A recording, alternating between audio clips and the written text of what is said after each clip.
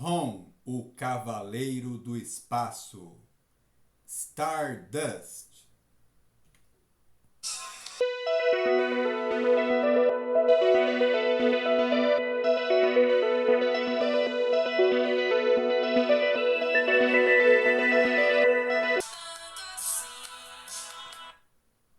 Episódio de hoje: Ron, o Cavaleiro do Espaço. Stardust. Essa história é inédita no Brasil. Foi a primeira edição anual do Ron. É uma edição especial. O Ron teve 4 edições anuais. Revistas que saíam só uma vez por ano. Eram revistas com uma quantidade maior de páginas do que a revista regular do Ron. Essa é a primeira delas. A revista era baratinha, né? Custava $1, né? Edição anual. Né? Baratinho, pelo menos para os Estados Unidos. Nós vemos essa revista de 1982. Essa revista de 82. Aqui no Brasil, o Ron, nessa época, estava sendo publicado pela RGE, a Rio Gráfica Editora, que pertence às organizações Globo. Mas nem a RGE e nem a Editora Abril publicaram essa história. Na verdade, existe mais de uma história nessa revista, né, mas a segunda história ela vai ficar num outro episódio. Então vamos falar da história principal da revista, que trata do personagem que aparece na capa. Né? Nós vemos uma criatura, né, cujo corpo parece estar permeado, né, de estrelas, né, como se ele fosse um micro-universo. Né? Ele tem faixas assim como se fossem elétrons, né, que estão circundando ele. E ele está ali, ele está estripando o Ron. Né? Você vê que ele está removendo a armadura do corpo do Ron. Né? Uma visão meio assim, bem estranha. Né? Assim, nós vemos os músculos, né, ali do corpo do Ron, né, sob a sua pele metálica. Quem é essa criatura, né, que diz que vai tirar, né, tomar a vida do Ron? Vamos conhecer. Então essa aqui é uma história que ela ocorre em que período, né, da saga do Ron? Ela ocorre no período inicial da saga do Ron, né, quando ele ainda está atuando, né, nas imediações de Clairton. Né? Então o Ron ele não saiu do continente americano ainda, ele está no continente americano. E é uma história que explora a passagem do Ron por outra cidade, né? Porque dá a impressão de que o Ron só veio para a Terra e ficou só em Clairton. Né? Tipo, tinha espectros no mundo inteiro. Né? Durante um tempo ele ficou só em Clairton ali. Né? Mas tudo bem, né? A ideia dele era expulsar todos os espectros de um lugar e depois ir para outros. Né? Tanto que ele foi para a Inglaterra, ele foi para a União Soviética. Faltou bastante lugar para ele visitar, mas ele teve depois, mais tarde, ajuda. Mas aqui eles exploram que dá a impressão que o Ron, então, ele não ficou, né, o tempo todo em Clairton. Né? Ele de vez em quando ia para outros lugares. O título da história original, né, It Came From Beyond the Stars, né, veio, né, isso veio além das estrelas. Né? Isso o quê? Vamos descobrir. Essa história começa, né, há muitos anos-luz da Terra. Né? Ela começa num lugar em que existe um coletivo de seres que são formados por energia, que é chamado de o corpo. Né? O corpo. E esse coletivo ele está fazendo um julgamento. Ele está julgando uma parte de si mesmo. Né? Fala que essa parte ela cometeu atos não mutuais. Né? E essa parte ela é expulsa do corpo. Então esse ser coletivo formado de energia, parece um ser que nos faz lembrar muito assim o Beyonder, né? Das Guerras Secretas. Também era uma criatura de energia. Aí esse pedaço, né, desse corpo aí que eles chamam de Turingar, ele é expelido do corpo, né? Como se, né, alguém pegasse uma parte de si mesmo e arrancasse, né? e atirasse para fora, né? Assim, jogasse longe. Isso acontece. Então eles pegam essa partícula, né? O coletivo pega essa partícula, envolve em umas faixas, né? Faixas que eles falam assim, de coisa das estrelas, né? Faixas estelares, é, que parece um tipo de algema, né? Para impedir que ele talvez retorne a fazer parte desse grande coletivo. Então a história começa com esse pequeno ser de energia Turingar que está sendo banido. Está sendo banido. E aí ele começa a viajar pelo universo. Ele não pode mais voltar a fazer parte do corpo. Ele vai se movendo, vai cruzando planetas. Né? A gente vê ele passa pelos anéis de Saturno e ele chega na Terra. Ele chega na Terra e ele entra, né, na órbita do sistema solar, penetra a atmosfera, ele vai parar numa cidadezinha dos Estados Unidos, né, exatamente num campo de beisebol, né, e os garotos que estão ali jogando, eles interrompem o jogo ao perceberem aquela esfera de energia se aproximando. E quando, né, o Turingar ele se aproxima, ele parece que está com fome, né, está com fome, ou ele, na verdade, assim, ele tem uma necessidade, né, ele se sente incompleto, né, ele quer ser parte de alguma coisa, ser um com alguma coisa, né. Então, ele, a princípio, ele faz uma tentativa de se unir àqueles seres, né. Então, ele se expande, envolve os garotos. Só que aí o que acontece é que no lugar de se unir a eles, ele começa a sugar energia dos garotos para criar um novo corpo para ele. E ele pega as memórias, o conhecimento daqueles garotos e também a forma do corpo humano. E aí ele vai utilizar isso para criar um novo corpo. Né? E os garotos desaparecem, né? Depois do jogo, ninguém volta para casa. Quando os pais responsáveis vão atrás, né? Não encontram ninguém, aí começa a fazer uma busca. Chamam o xerife da cidade, né? O nome da cidade, né? Cidade fictícia, né? Carson's Glen. Né? E o Ron ele chega na cidade justamente na hora em que a busca está sendo feita. Então ele vê os adultos ali procurando os garotos. Esse é o primeiro capítulo da história, né? Night Fright. Bem, o Turingar ele levou os garotos até uma caverna, né? Ficar ali escondido, sossegado, e ele vai então extraindo energia deles, estudando né, a estrutura do corpo humano, e ele cria um corpo similar a um corpo humano. Né? Mas ele continua envolvido com aquelas faixas, que parece ser uma espécie de prisão para ele, mas ao mesmo tempo elas não impedem ele de conseguir drenar energia para os seus propósitos. E o Ron, ele está procurando espectros, mas o analisador de energia dele detecta outra coisa, né? Alguma outra entidade alienígena. E aí uma coisa estranha que a gente vê pela primeira vez, né? O Ron usando os seus visores, como se fosse uma lanterna. Né? Essa que aí na história que ele chama de visão ciborgue. Né? Então é a primeira vez que a gente vê o Ron fazendo isso. Né? Ele entra na caverna, está escura, e ele usa, né, o seu próprio visor como uma lanterna para iluminar o lugar. Né? Mais uma novidade aqui que aparece nessa revista, né, nessa edição anual. E aí ele vê os garotos, estão todos desacordados, estão numa espécie de coma.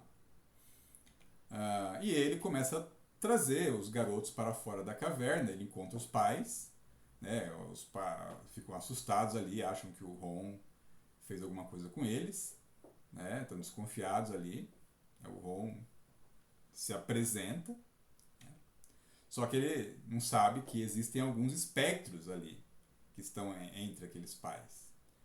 E aí, quando eles veem o Ron, ficam preocupados. Mas os espectros, eles estão usando um dispositivo que oculta a presença deles. Na verdade, eles estão usando alguns cintos que estão conectados a uma fonte de energia, um dispositivo que eles construíram justamente para tentar se ocultar do analisador de energia do ROM. Então o ROM até não sabe ainda que tem espectros ali, mas eles não querem dar nenhuma uma chance, né? E eles então têm a ideia de jogar as pessoas contra o ROM, né? De colocar a culpa pelo que aconteceu no ROM. E aí o Ron tenta falar que as crianças precisam de cuidados médicos, né? Uma mãe que toma o seu filho nos braços, pergunta o que ele fez com ele, né? Não dá ouvidos ao que o Ron está falando, ele falou que só encontrou as crianças. Aí os espectros infiltrados começam então a incitar, né? A turba contra o Ron, chamam ele mentiroso, assassino, você machucou as crianças. Aí o Ron fala, não fez nada. Aí, não ouçam ele, não é humano. Então os espectros começam a jogar as pessoas contra o Ron. As pessoas começam a jogar pedras nele, a atacá-lo, né? O Ron tenta não reagir, ele não quer ferir ninguém, né? Mas ele fala que ele não quer machucar ninguém, aí o Ron convoca o seu analisador de energia, né? E vai verificar se por acaso não tem espectros ali, né? Só que enquanto isso acontece, né? Um dos espectros acabou dando no pé, né, para não esperar, né, o Ron usar seu analisador. E para escapar mais rápido, no meio do caminho, ele se transforma em um morcego. Né? Só que ele não sabe o que ele vai encontrar no caminho, né, no seu voo. Ele acaba cruzando com o Turingar, né, que agora está com uma forma humanoide, e ele não ficou satisfeito com a energia que ele sugou das crianças. Né? Na verdade, agora ele assumiu um novo nome, né? Ele está se chamando de Stardust. Stardust, que é a poeira estelar, né? A poeira das estrelas. Né? Então ele assumiu essa alcunha, e quando o espectro se aproxima na forma de morcego, né? Ele quer absorver a energia daquela criatura. Né? Agora começa o capítulo 2 da história, né? Escória do espaço. E aí o espectro tenta escapar, mas não consegue. O Turingar imobiliza ele e começa a drenar sua energia. E diferente do que aconteceu com as crianças, né, o Turingar absorve completamente o espectro, ele desaparece. Ele transforma, converte todo o corpo do espectro em energia. E aí ele percebe que existe alguma diferença, né, entre aquela criatura, né, e as criaturas que ele encontrou antes. Né? Então são de espécies diferentes. Os espectros, né, ele vê que tem um sabor especial, né? Então ele vê que ele, até aquele momento ele absorveu dois tipos de forma de vida inteligentes, né? Sendo que os espectros parece que são mais satisfatórios para eles. E ele quer mais, né? Ele quer mais, tem fome de mais matéria orgânica para crescer. E aí, com o conhecimento que ele absorveu daquele espectro, ele encontra a estação de energia de Carson's Glen, onde os espectros estão infiltrados e onde eles mantêm o dispositivo que os oculta do analisador de energia do ROM. Ele penetra na base, né, e com o objetivo de drenar a energia dos espectros. Os espectros reagem, eles, né, mudam de forma, metamorfos como são, assumem formas, né, de criaturas que podem atacar o Stardust, mas à medida que eles vão atacando, ele vai convertendo eles em energia e sugando. Né? Somente um espectro, né, escapa, que foi um que acabou assumindo uma forma de um rato. Né? Talvez por sabedoria ou por covardia, mas ele acabou escapando e ele foge, mas o Stardust vai atrás e ele acaba destruindo na sua perseguição o dispositivo que oculta os espectros do ROM. E aí o ROM continua ali tentando conversar com a multidão de pais ali, e um dos espectros, assim, que não quer deixar o ROM somente à mercê dos pais ali, ele resolve tomar uma atitude.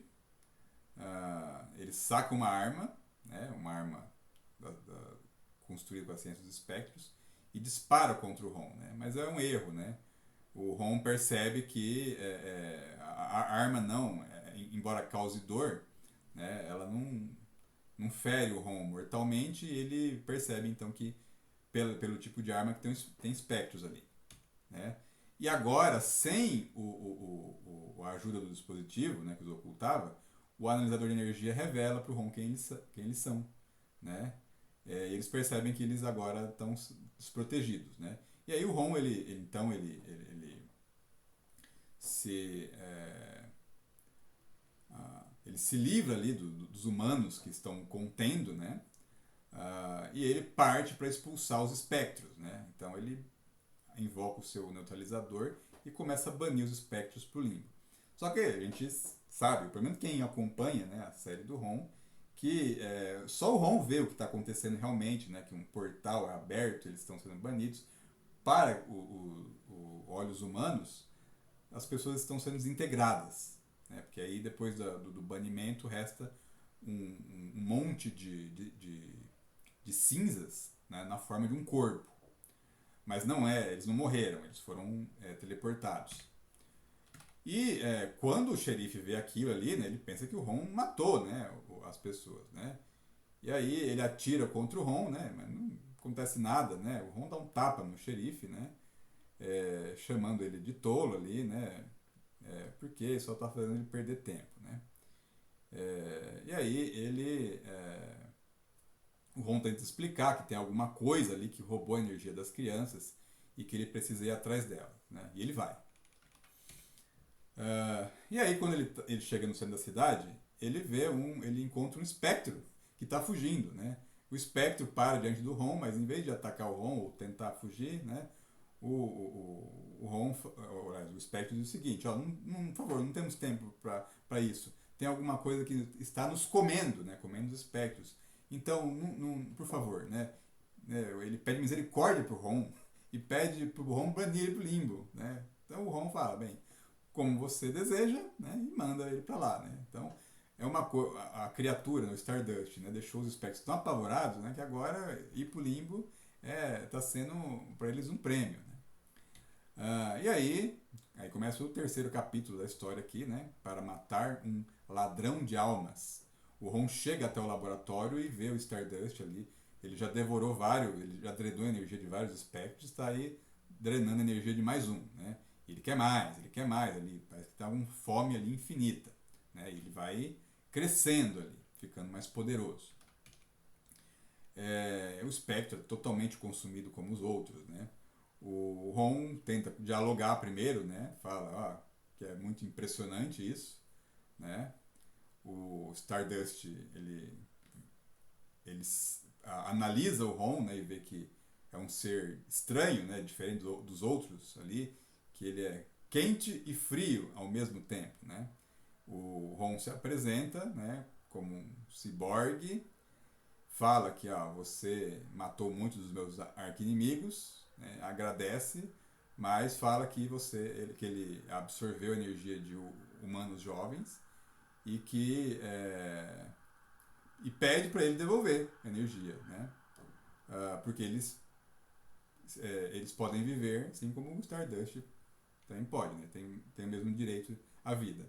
Mas o Stardust não está afim de conversar não e devolver nada, né? Ele ataca o Ron, atira o Ron para fora do prédio, mas o Ron volta rapidamente, né? E falou: eu pedi somente uma vez, agora eu estou mandando, né?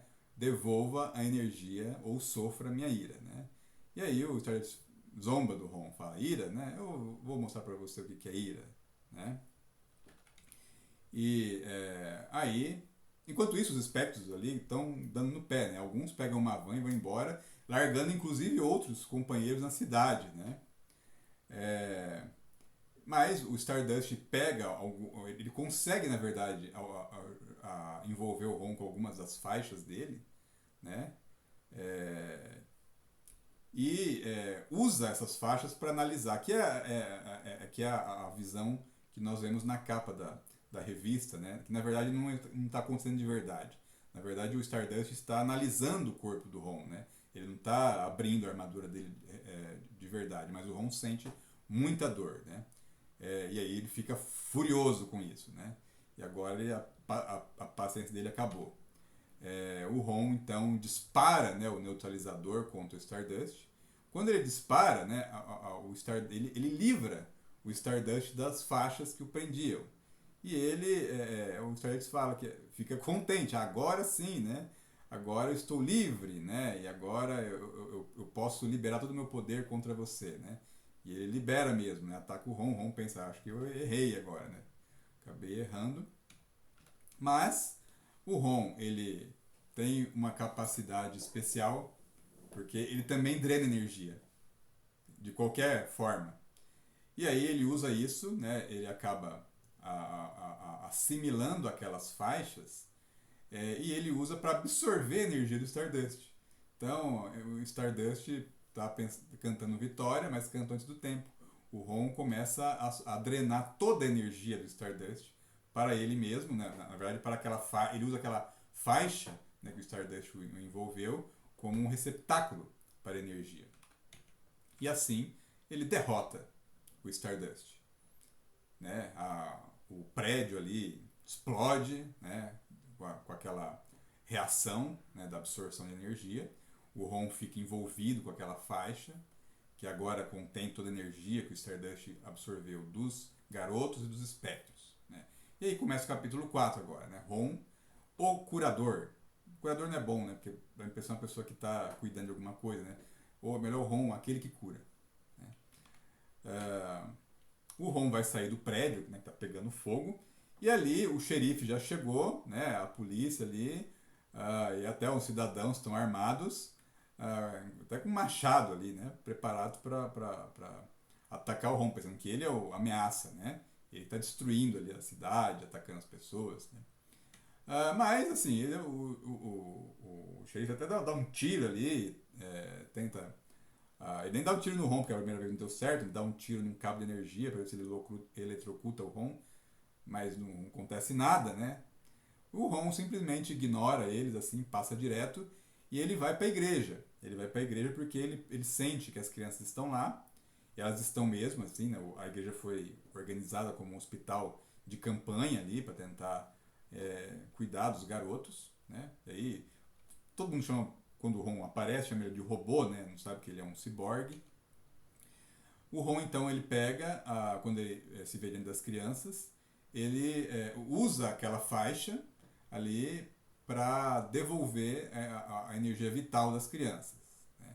Então ele começa a fazer uma transferência de energia e as crianças que estavam numa espécie de coma começam a despertar.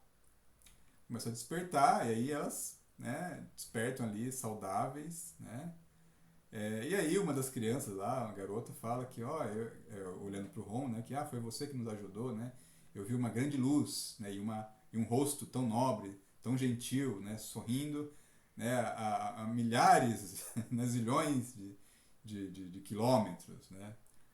E tinha uma face humana, né, que tinha um longo cabelo preto. E ela pergunta se é ele, né? Você dentro da armadura, né, senhor?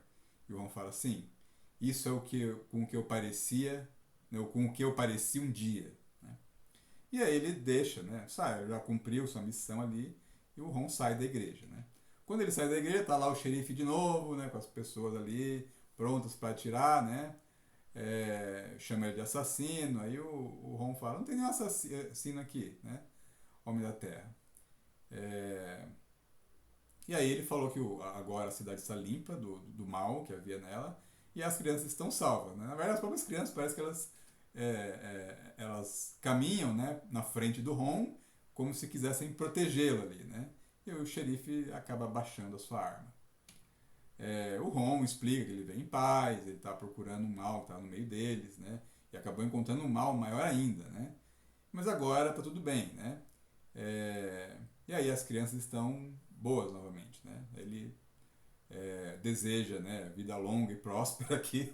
Aí é um momento Star Trek, né? Um momento Vulcano, né?